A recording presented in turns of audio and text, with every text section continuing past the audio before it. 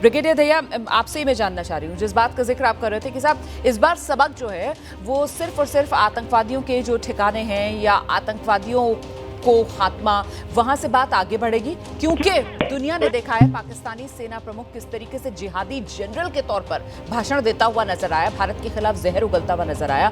तो सबक पाकिस्तान की सेना को सिखाना है, और इसके लिए जो हम हलचल इस वक्त देख रहे हैं वो अरब सागर में बहुत ज्यादा हलचल देखने के लिए मिल रही है। अरब सागर में हलचल, नौसेना की तरफ से युद्ध अभ्यास, इसको लेकर भी कुछ कड़ियां जुड़ रही हैं क्या सर? देखो, ये जो अभी 10-12 दिन का जो समय हो गया, इसके अंदर सेना के तीनों उनकी पूरी तैयारी चल रही है, चाहे नेवल एक्सरसाइज के रूप में, मिसाइल टेस्टिंग के रूप में, और एयरफोर्स ने भी अभी यूपी में एक एक्सरसाइज, मेजर एक्सरसाइज की थी, जिसमें भारतीय वायुसेना का हर एक जहाज ने पार्टिसिपेट किया जी। तो this is signalling that we are preparing, and Indian Army is on the quiet is also is well prepared. We always been prepared. और ये प्रिपरेशन की जो बात होती है ना, ये दो पहलू होते हैं इसके। एक तो है कैपेबिलिटी, हमारे पास कैपेबिलिटी है, हाँ, क्या हम प्रिपेयर्ड हैं। बहुत जब से आपको याद होगा पराक्रम हुआ था, जब पार्लियामेंट पे अटैक हुआ था, उसके बाद 2001 के अंदर जब दोनों सेनाएं बॉर्डर पे मौजूद थी, और उसके बाद से भारतीय सेना में एक कोल्ड स्टार्ट की एक स्ट्रेटेजी को अपनाया गया था कि हम भाई कैंटोनमेंट से और बिना वार्निंग के लिए हम जल्द से जल्द लड़ाई करें, ताकि कम से कम सीमित समय में अपना जो ऑब्जेक्टिव है वो हम उनको अचीव कर लें।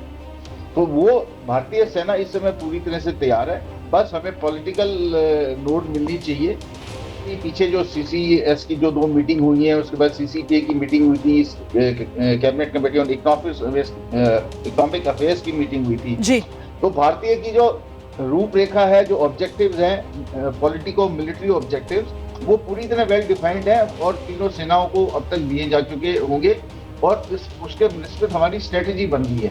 अब ये कैसे अनफोल्ड होगा, और इसकी वजह क्योंकि पाकिस्तान में, जैसे कि आपने बताया, अभी बहुत बड़ी घबराहट है जी। तो इस घबराहट की जो वजह है, जब आदमी घबराता है तो ज्यादा उल्टा सीधा बोलता है। जैसे कि बिलावल ने बोला कि पानी रुकेगा तो खून बहेगा, और उनके इंफॉर्मेशन मिनिस्टर ने बोला कि अगले 24 से 36 घंटे में पाकिस्तान पे हमला बोल सकता है। इस सब का उद्देश्य सिर्फ यही है कि वो चाहते हैं कि इंटरनेशनल कम्युनिटी को किसी न किसी तरह से इन्वॉल्व किया जाए, उनको बताया जाए कि हमारे ऊपर बहुत पाकिस्तान इंडिया का आक्रमण होने वाला है, और वो इस समय पूरी घबराहट में है। लेकिन हमें सर हमारे साथ इस वक्त पाकिस्तान से पत्रकार फरीद अहमद काकड़ मौजूद हैं।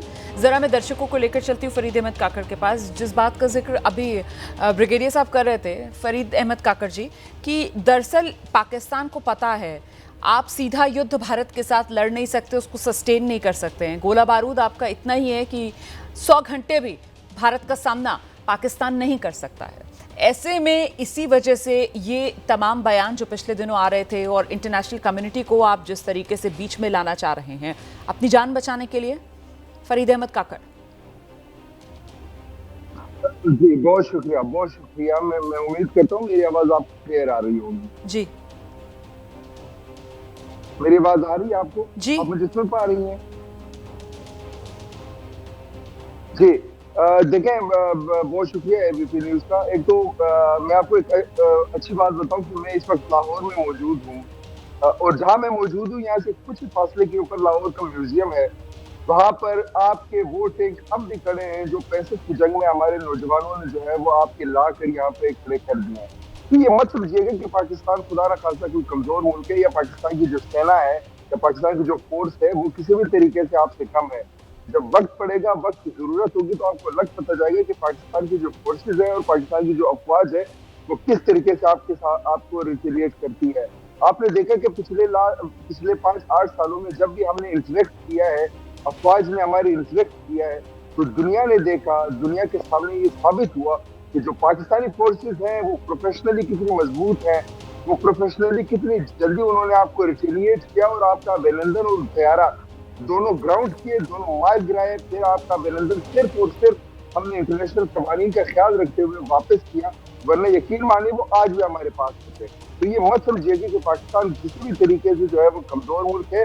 या पाकिस्तान किसी भी तरीके से जो है वो उनकी अफवाज कमजोर है, वक्त आने दे, जरा आए, हम तो कहते हैं आप जरा आए दोबारा, हम आपको चैलेंज करते हैं, आप हमारी फिजाओं में 5 मिनट रहकर दिखाएं, आपको पता लग जाएगा। आप जो है मीडिया के ऊपर, आपके जनरल साहब, आपके ब्रिगेडियर और आपके एनालिस्ट जो है ये मीडिया के ऊपर आकर लोगों को झूठा दिलासा देते हैं, एक झूठा प्रोपेगेंडा करते हैं, एक झूठा जो है वो एक नहीं तरीके नहीं से हाइप क्रिएट करने की कोशिश करते हैं। काकड़ साहब आप फ्री हैं सर इंटरप्रेट करने के लिए, आप फ्री हैं इंटरप्रेट करने के लिए, लेकिन मैं पलट कर ये कहूंगी कि आप जिस तरीके का भाषण दे रहे हैं वो भाषण पाकिस्तान के लोगों को मोटिवेट करने के लिए तो ठीक है, लेकिन सर दुनिया तो जानती है ना हकीकत क्या है, और हिंदुस्तान तो आपकी हकीकत बहुत अच्छे से जानता है सर। आप यहाँ पर अपनी दीदा दिलेरी के किस्से यहाँ पर बैठकर सुना रहे हैं। 1971 आप भूल गए सर, कैसे हम ही थे सर हिंदुस्तानी, 2 टुकड़े आपके कर दिए थे, किए थे ना सर 2 टुकड़े, कैसे बिलबिला रहे थे आप। अब सर आप मानते नहीं हैं, अब आप मानते नहीं हैं।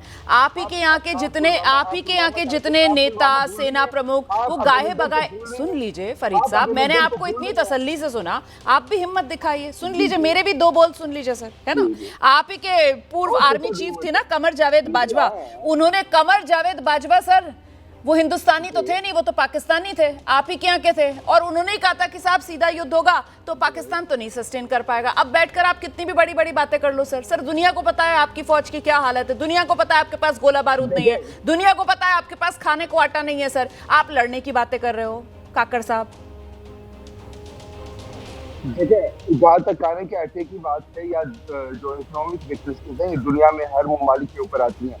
हमने हिंदुस्तान में भी देखा कि इकोनॉमिक वीकनेसेस आई हैं, फिर स्ट्रक्चरल रिफॉर्म्स जो है, हम भी एक स्ट्रक्चरल रिफॉर्म से गुजर रहे हैं जो IMF की सरबराही में हो रहे हैं, इंटरनेशनल लॉ को फॉलो कर रहे हैं। ऐसा नहीं है कि पाकिस्तान की इकोनॉमी इतनी वीक है कि हम आपका सामना नहीं कर सकते। आज भी गुर्बत हिंदुस्तान में पाकिस्तान से कहीं ज्यादा है। अगर हम ह्यूमन डेवलपमेंट इंडेक्स की बात करें तो आप सिर्फ 0.6 के ऊपर है, हम 0.5 सर गोला बारूद कहाँ है आपके पास, लड़ोगे कैसे? ये इतनी बड़ी बड़ी बातें जो कर रहे हैं यहाँ पर बैठकर, ये गीदड़ भपकियां जो दे रहे, गोला बारूद तो है नहीं सर लड़ने के लिए, बेच तो दिया आपने यूक्रेन को, आपने अपने जो असले हैं वो यूक्रेन को बेच दिए सर पैसा कमाने के चक्कर में। अब कैसे सामना करोगे हमारा?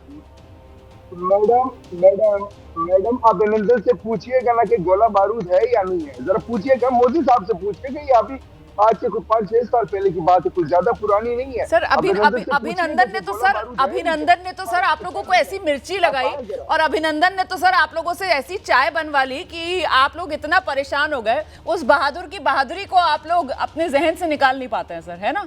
कैसे उसने जिस बड़े बड़े F-16 का आप डंका पीटते थे उसको गिरा डाला था सर, उसको गिरा डाला था सर। आप देखिए जरा, सोचिए आप, ये तो हाल है सर आपके जहाजों का, ये हाल है सर, ये आपके विमान है सर, ये हालत है आपकी। और फिर उससे आप लोगों से चाय भी बनवाई सर, और फिर वो शेरदल सर वापस लौटा सर मूंछों को ताव देता हुआ। वो लौटा नहीं, उसे हमने लौटाया। जैसे किसी घर में चोर जाता है, चोर पकड़ा जाता है, फिर उसको पुलिस के हवाले या उनके घर वालों के हवाले गिरा दिया था ना सर F-16, सही कह रही हूँ ना सर, है ना, वही जिस पर आपको बहुत नाज है, हिम्मत और दिलेरी थी ना सर, हिम्मत और दिलेरी थी ना, वही तो मैं कह रही हूँ सर। गोला बारूद है कहाँ, लड़ोगे कैसे सर, लड़ोगे कैसे? ये गीदड़ भपकियां हैं सर आपकी, दुनिया देख रही है सर, गीदड़ भपकियां हैं आपकी, गीदड़ भपकियां, और डर है आपका। आप कभी अमेरिका को कहते हैं, कभी आप चीन को कहते हैं, कभी आप रूस को कहते हैं, कभी तुर्की को कहते हैं हमें बचाओ हमें बचाओ हमें बचाओ। यही तो मैं कह रही हूँ सर। अब जब आपने किया है तो फिर भुगतिए, या फिर सबसे बेहतर तरीका ये हो सकता है सर कि जो आतंकवादी आपने अपने आप पाल रखे हैं, अभी भी आप जिनको अपनी शरण में रखे हुए हैं, हाफिज सईद, मसूद अजहर, सौंपिए सर हिंदुस्तान को, दीजिए हमें।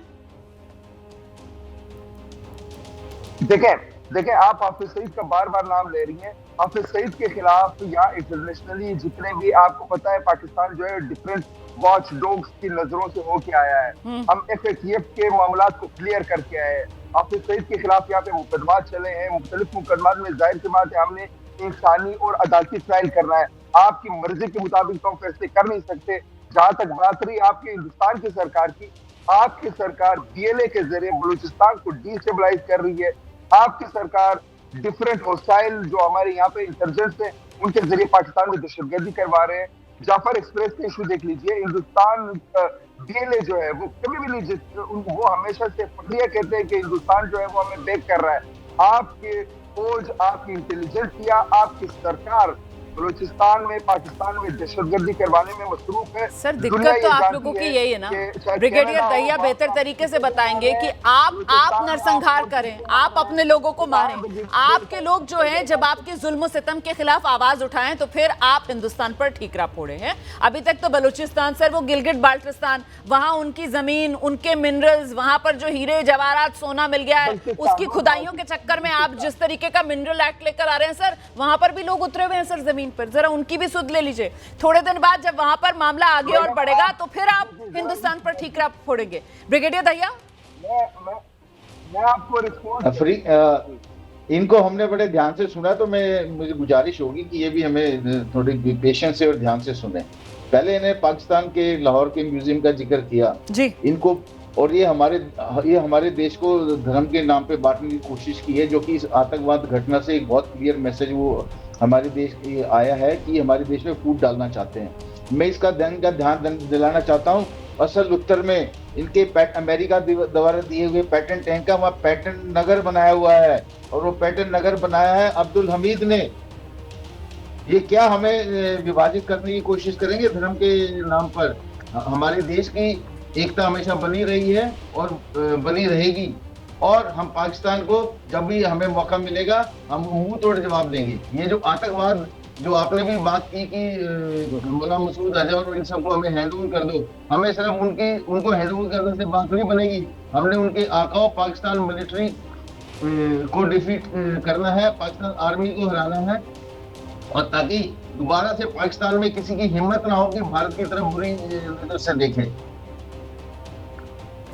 और जो भी इन्होंने कहा है कि बलूचिस्तान लिबरेशन आर्मी और तहरीके तालिबान पाकिस्तान ये सब इनके खिलाफ कार्रवाई कर रहे हैं और भारत इसका बढ़ावा दे रहा है, मैं इसकी बात की घोर निंदा करता हूँ। इसमें भारतीय इनकी इंटरनल प्रॉब्लम्स हैं, और भारत का हमेशा से ये कूटनीति का उद्देश्य रहा है, हम दूसरे देशों की इंटरनल प्रॉब्लम्स में कोई हिस्सा नहीं लेते, ना उस बात को बढ़ावा देते हैं। सही कह रहे हैं सर आप, अपनी इंटरनल प्रॉब्लम्स, इनसे खुद अपना घर संभलता नहीं है और ठीकरा ये भारत पर फोड़ना शुरू कर देते हैं।